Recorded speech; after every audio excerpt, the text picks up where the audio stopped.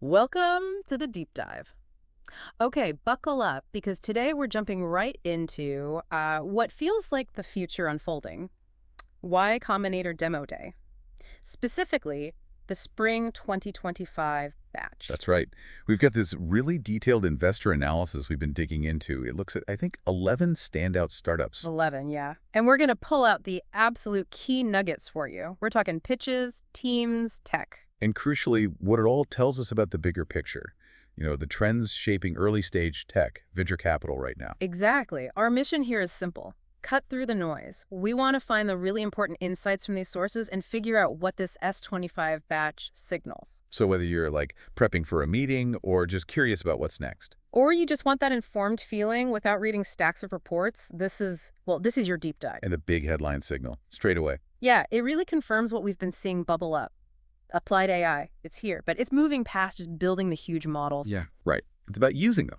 And, maybe surprisingly, hard tech is making a serious comeback. Okay, let's unpack that landscape. Why Combinator? It always feels like such a barometer, doesn't it, for what's happening at the earliest stages. It really is. Kind of a sneak peek at what might be big news in a year or two. And the source points out something fundamental shaping this batch. The YC standard deal for S25. Ah, yes, the funding. Every company gets $500,000 total. And it's structured pretty cleverly, split into two pieces. First part is $125,000 for 7% equity. That's on a post-money safe. Which, if you run the numbers, basically sets a valuation floor. Yeah. Around, $1.78 million. Implicitly. Right. An immediate signal. Then there's the other $375,000. Yeah, and that's on an uncapped safe fee, but with a really key piece. The most favored nation provision, the MFN. The MFN. So YC gets the best deal that any future investor gets in the next big round. Exactly. Smart strategy. That $500,000 gives founders runway, lets them focus on traction before raising a bigger seed round. And the MFN keeps YC aligned with those future VCs. It sort of de-risks that next round, doesn't it? Since YC is already in on similar terms. Precisely. It smooths the path. Now, this brings us to that whole AI bubble question. People keep asking about it. The source tackles this head on. Yeah, and the take is interesting. It suggests S25 shows more maturation than just, hype. Oh, Less about generic AI wrappers. that feels right. The analysis suggests a big land grab for foundational models, building the next GPT or Claude that's kind of over. The giants have that space locked down. Right. So the new frontier, what these YC companies are doing, is applying those powerful models, solving really specific high-value problems in particular industries, verticals. So the competitive edge isn't just having a massive model anymore. Nope. The moat now seems to be built on deep domain knowledge, using unique proprietary data for a specific field, and really embedding the AI into how people already work. Going deep, not broad. Tackling specific workflows. Exactly. It's a definite shift. Okay, that makes sense. So given that shift, what are the big investment themes the source saw running through this S25 batch? The analysis really pulled out four main ones. First up, something they call the cursor for X paradigm. Cursor for X, like Cursor the AI code editor, but for other jobs. Precisely. Taking that idea in an AI tool, deeply embedded in the workflow, and applying it to other professional domains. What's the goal there? Just helping out? It's ambitious. They're aiming for a 10x productivity boost, embedding AI right where someone does their work. Okay, examples. The source mentions DEN, which is pitched as cursor for knowledge workers, Right. pretty broad. And then Vesence, which is super specific, cursor for transactional lawyers. Interesting. So it's more than just a helper tool. It's integrating AI much more deeply. Yeah, moving beyond traditional saws, maybe the interface might be more conversational, more agent-driven. The value is in that deep automation within a job. Got it. Okay, second theme. This one feels like a big step. The rise of the AI agent. We're seeing companies moving past just co-pilots. Co-pilots assist, right? What do agents do? These are designed to be more autonomous, like semi-autonomous digital employees. They can augment or maybe even replace entire job functions. Oh, replace whole functions. That's Yeah. significant. Example. It is a big shift. The source points to Octor, which is automating enterprise software implementation consultants. That's a complex job. Then Eloquent AI, deploying AI operators specifically for regulated financial services. Think compliance, back office stuff. Okay. And Captis, an AI assistant trying to handle all the admin tasks for solopreneurs. These aren't just helpers. They tackle complex workflows. Right, taking on multi-step processes. Okay, theme number 3. This one has a fun name, vibe coding. Vibe coding. Okay, translate that for me. Yeah.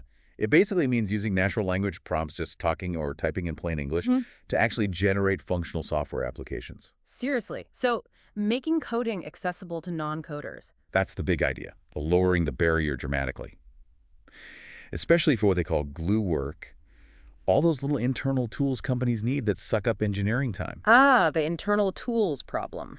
Every company has that. Example company here. Vibe. They're building a platform specifically for this.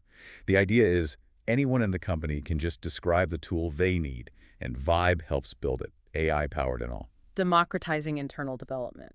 Interesting. Okay, final theme. This is one that feels a bit different.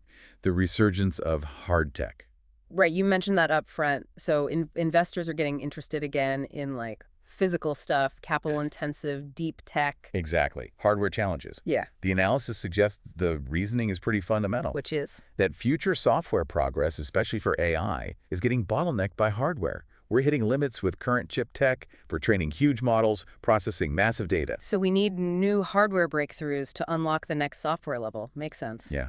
You can only optimize code so much. Examples from the source. What did they highlight? Atomworks, they're doing novel 3D printing for semiconductors. Okay. And Sigildry, building quantum-accelerated AI servers. Big foundational hardware plays. Okay, so we've got Cursor for X, AI agents taking over jobs, vibe coding for internal tools, and hard tech hitting physical limits. Great map. Let's dive into some specific companies now. Which ones really jumped out in the analysis? Absolutely. The report goes deep on several. A few were definitely flagged as top ventures to watch. Let's start with that hard tech one. Atomworks. The pitch sounds wild. Building 3D ASML, 3D printing the future of chips. It's incredibly ambitious. Their core idea is to shake up chip manufacturing using nanoscale 3D printing for 3D integrated circuits, 3D ICs. And they think they can do it cheaper. They claim 110th the cost of traditional methods. And potentially this could be the next big scaling law, moving beyond Moore's law's focus on shrinking things on a flat plane. That is a massive claim. Who's behind this? You need serious brains for that. The team looks top tier for this kind of moonshot. Caltech, NASA physicists and engineers, Lucas Pobarchius, Matteo Kimura, Malcolm Tisdale.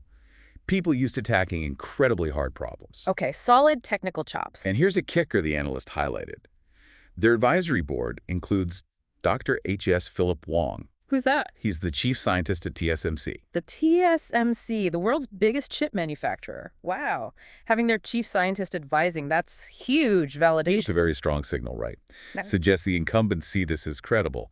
Their tech is a proprietary 3D lithography platform, 100 nanometer resolution, wafer scale. Yeah, 100 nanometers, that's not the cutting edge like 3 nanometer or 5 millimeter for CPUs, is it? Good point, and the source notes this. They're not trying to directly compete with Intel or TSMC on making the tiniest transistors for general processors. Smart. So where are they aiming?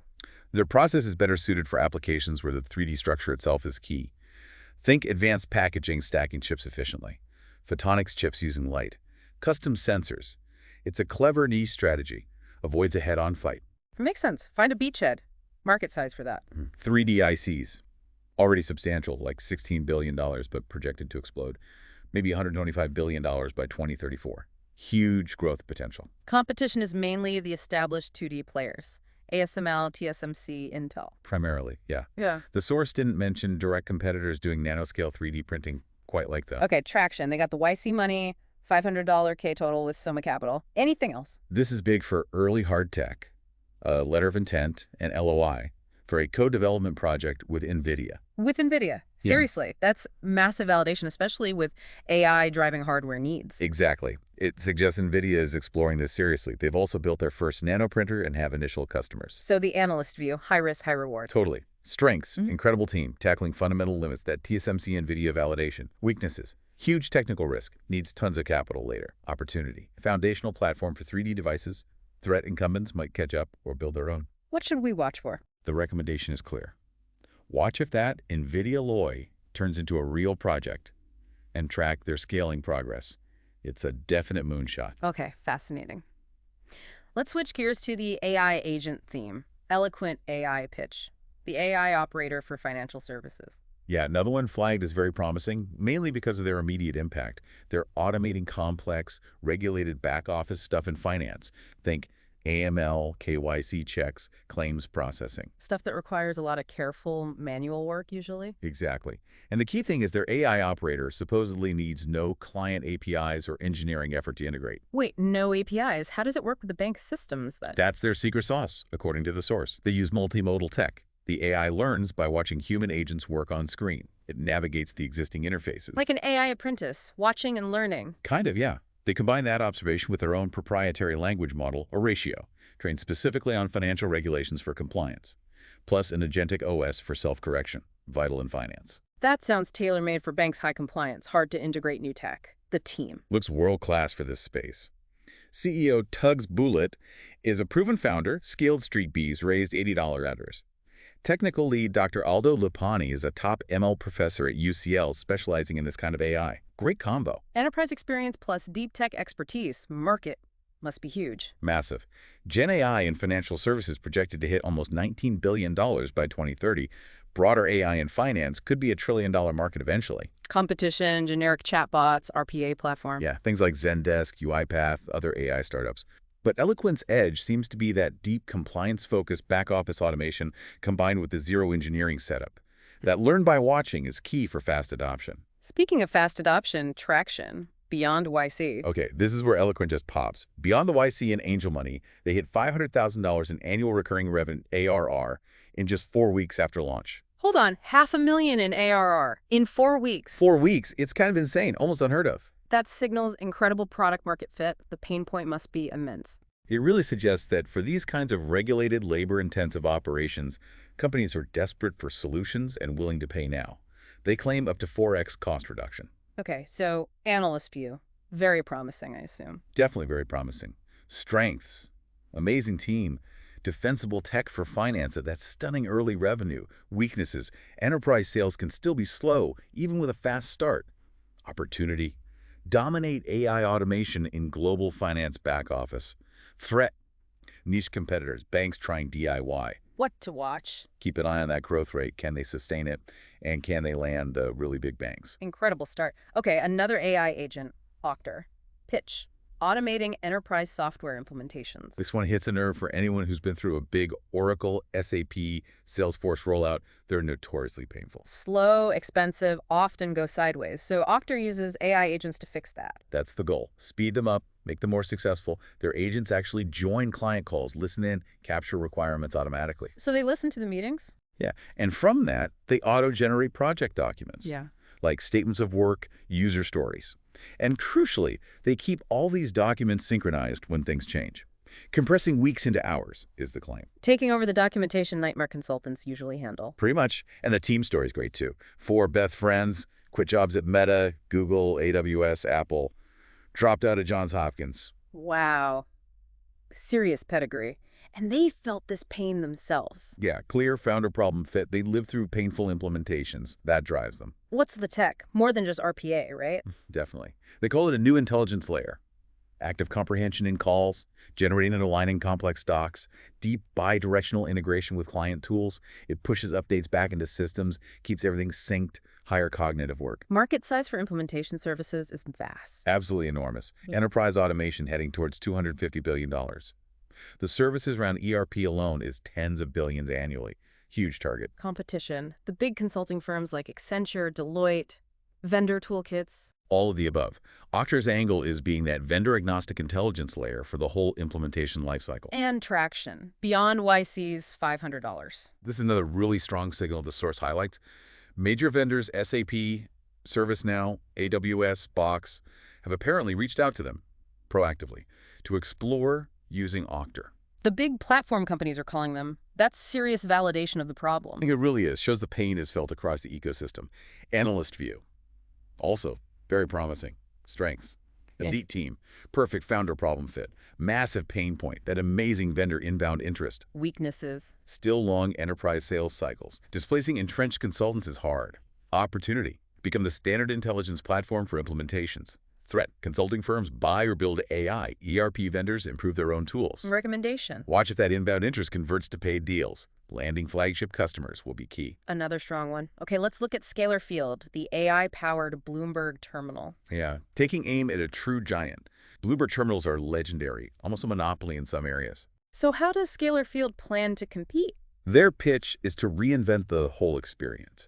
Not just a data terminal, but an active thinking tool using AI agents. Thinking tool, meaning You can test market ideas just using natural language, get dynamic dashboards that answer your questions, automate trades potentially, and AI with memory that can connect dots across complex data. so you talk to your terminal like, what happens if inflation rises and oil prices drop? That's the vision, an AI-native experience. The team fits perfectly.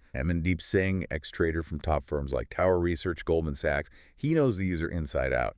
Ramakant Yadav, engineer from Microsoft, domain expert plus tech builder. Classic combo. And the tech behind this active thinking. Intelligent agents doing heavy lifting like backtesting instantly from natural language, agent-driven dashboards, automated trading functions, persistent memory, multi-hop reasoning connecting disparate data points, integrating tons of data fundamentals, econ data, options, all via that natural language layer. Market, AI trading platforms. Yeah, growing fast. Yeah. $11.5 billion now, maybe $75 billion by 2034. Huge institutional demand. Competition, Bloomberg, Refinitiv. Massive. How do they even start? Their strategy, per the source, Yep. isn't trying to replicate all of Bloomberg's data on day one. That's impossible. Right. Instead, they focus on changing the interaction, betting that the active thinking tool using AI is fundamentally better than the old static dashboard model. They started with sophisticated retail traders to prove it out. Target retail first, then go institutional. Makes sense. Traction. This is another standout. At YC launch, they had $74,000 in monthly recurring revenue, MRR, from about 800 paying traders, and over 34,000 signups total. Wow, 74K MRR from retail traders already. That's serious validation that people will pay for this AI approach. It's excellent early product market fit. Shows the concept resonates. Analysts view very promising strengths. Great team. That outstanding early revenue, differentiated AI native vision. Weaknesses must be competing with the giants, right? And data costs. Exactly. Monumental challenge. Data is expensive. Opportunity. You become the new standard, especially if they crack institutional sales. Threat. Incumbents adding AI features, data costs squeezing margins. What to monitor? Can they make the jump from retail to institutions? And how do they manage data costs as they grow? So many companies with impressive early signs. Let's quickly revisit Vescence, the cursor for transactional lawyers. Right. The cursor for X example for corporate law, turning Microsoft Word into basically an IDE for contracts. An IDE, like for coding. Yeah, similar concept. It has a linting system to catch errors, define terms used inconsistently, broken cross-references, ensures documents match each other, enforces firm standards, saves time, reduces risk on big deals. Why build it inside Word? Because that's where lawyers live. Yeah. And the source highlighted this amazing thing about the founders, Henrik Hansen and Ludwig Swanstrom. What did they do? They spent months literally living and working inside a law firm, just observing, understanding the workflow intimately. Embedded themselves completely. That's dedication. Explains the word focus. Totally. Deep customer empathy. So the tech is AI agents inside Word, checking consistency, comparing documents like term sheets to final agreements, enforcing rules, automates the tedious review stuff. Market. Legal AI software. Yep, growing nicely. Over $10 million by 2030. Gen AI is perfect for document-heavy legal work. Competition. Manual review. Incumbents like Thomson Reuters, other AI startups like Harvey. Right. Vescence's edge is that deep integration in Word. Lowers the adoption barrier significantly. Traction beyond YC. Significant early win. They rolled out firm-wide at their first enterprise client, getting good feedback from associates and partners. A full firm rollout is great validation in legal tech. Analyst view. Promising. Strengths. That deep customer immersion fits existing workflows, strong early enterprise traction. Weaknesses. Legal can be slow to adopt, long sales cycles. Opportunity. Become the standard QA for transactional law, maybe extend to banking consulting. Threat. Microsoft adding features to Word, other startup. Good to watch. Customer growth. Can they land more firms? And convert interest from other verticals? And finally, let's touch on Vibe. The Vibe coding example. Lovable for internal apps. Yeah, this one's notable partly because the team is just stellar. Repeat YC founders with successful exits and experience at places like Meta, Coda, Wealthfront, Quang Huang, and Fabian Davos. Strong founder pedigree. And the idea is letting non-tech people build internal tools with natural language prompts. Exactly. Tackle that glue work problem without needing engineers. Yeah. They're building it with enterprise stuff like integrations, SSO, security baked in, trying to be easy and enterprise ready. Addressing a common pain point with a new AI approach. Right. Market is a low-code, no-code. Internal developer platforms spaces, AI is shaking up. Competition includes platforms like Retool, maybe consumer tools, maybe Microsoft. Differentiation is that combo of intuitive vibe coding plus enterprise features, traction. Early days. Seeking design partners first enterprise customers to work closely with. Analysts view as promising, maybe cautiously optimistic. Strengths are the team and vision. Weaknesses. Vibe coding needs to prove it's robust enough for real work. Can they build an enterprise-grade platform fast enough? Opportunity, become the go-to for non-tech internal tool building. Threat, incumbents add similar AI or LLMs get good enough to bypass platforms for simple stuff. What to watch? Success with design partners. Can they show real, critical enterprise apps being built this way? Okay, wow. That's a fantastic run-through of some key players, straight from the analyst's perspective. Yeah, and stepping back, looking at the sources, scorecards, and comparisons, you see why teams like AtomWorks, Eloquent AI, Octa, Scalar Field stood out. It's that mix of team, market, and those really compelling early traction signals. And it circles right back to those two big themes the source kept emphasizing for the whole S25 batch, doesn't it? Vertical AI and hard tech. Absolutely. The software winners seem to be the ones going deep into specific industries, finance, legal, IT, building moats with domain expertise, unique data, workflow integration, not just generic AI. It feels like a maturing of the AI space, moving past the initial hype. Definitely. And hard tech is back because, like the source said, software, especially AI, is hitting real hardware limits. Right, so the investment in chip printing like AtomWorks or quantum AI servals like Sigildry, it's about building the foundation for the next wave of software. Exactly. It suggests the market is getting more focused on tangible value in specific areas and on building the fundamental infrastructure needed for what's coming next.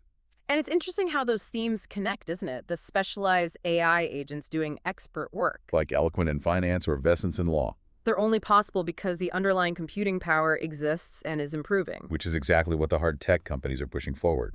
The two trends feed each other. Well, this has been quite the deep dive. We've looked at why S25 through that investor analysis, mapped out vertical AI and hard tech as key trends. And really zoomed in on some fascinating companies, from 3D chip printers to AI finance operators to these new coding paradigms. So, bringing it back to you, the listener, what does all this mean for you? How might these super specialized AI agents change your job, your industry? Or the services you use every day. And what about hard tech? What opportunities or maybe challenges does tackling fundamental computing limits create? As AI gets better at automating expert tasks and hardware breakthroughs unlock new levels of computation, how does that shift what gets automated and how reshape work, reshape innovation over the next, say, 10 years? Something to definitely keep thinking about. Thanks for diving deep with us.